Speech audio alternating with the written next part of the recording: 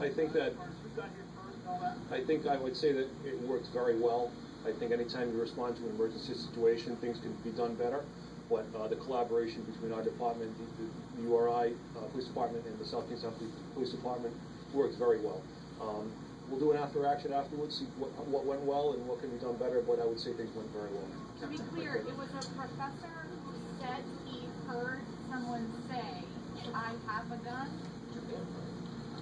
Just to be clear, again, we're still investigating, but from what we understand right now, the professor instructing that class heard what they believe to say, "I'm a good guy and I have a gun." And at that point is when the class erupted. They started to call 911 and everyone left the classroom. Did the class erupted at hearing the same thing, or the professor reacting to it? We believe that they heard the same thing, but again, our detectives are interviewing people now, and it'll be at that point that we get to the bottom. Understanding if the professor heard it, it wasn't necessarily said to him, but the professor heard it, others heard it. Correct.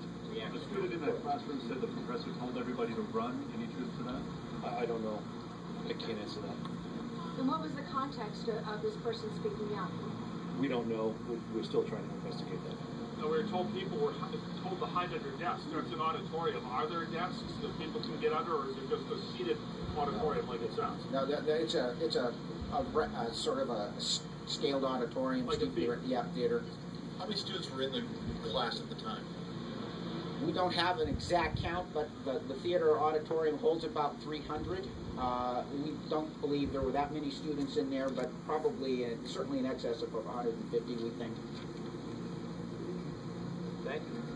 One thing I would like to just add to the captain's point, because I think it's important for us to acknowledge it, and that is the degree of cooperation amongst the various forces was exemplary in our judgment. We're very grateful for the very fast, professional, and rapid response that we got from both South Kingstown and the state police. I think it gives us confidence that our systems and that the state is prepared to deal with emergencies. Obviously, we'll have to sit down and do a post-event analysis, which we will do, and we'll do thoroughly.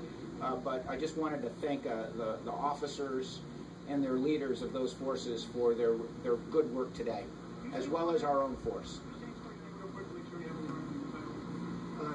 David Dooley, D-O-O-L-E-Y, President of the University of Rhode Island. It's first name Frank, middle B, last name Castellone, C-A-S-T-E-L-L-O-N-E, Captain, Rhode Island State Police. Stephen? And as they all identify themselves, the local police, the state police, and David Dooley, the president of URI. Once again, if you're just turning on the television this afternoon, this thankfully has ended with nobody hurt.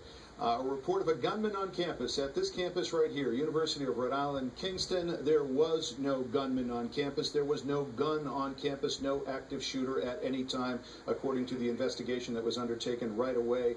It appears that could have been, and they're still looking into it, one big misunderstanding in a physiology class, a lecture hall with about 350 people in it. Apparently, somebody yelled, "I'm a good guy and I have a gun." And at that point, the teacher apparently told everybody to leave.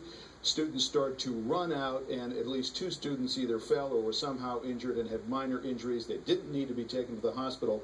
The interesting thing is, parallel to this is an event that's been going on campus at URI all week. It's a game. It's called Humans versus Zombies. Looking at the Facebook page right now, Nerf guns are involved. They did say that a Nerf gun was found in this lecture hall in a backpack afterwards, so they're not sure at this point if it was just a big case of mistaken identity or a case of misinterpretation of the facts and what was going on, but that is something they will be looking into.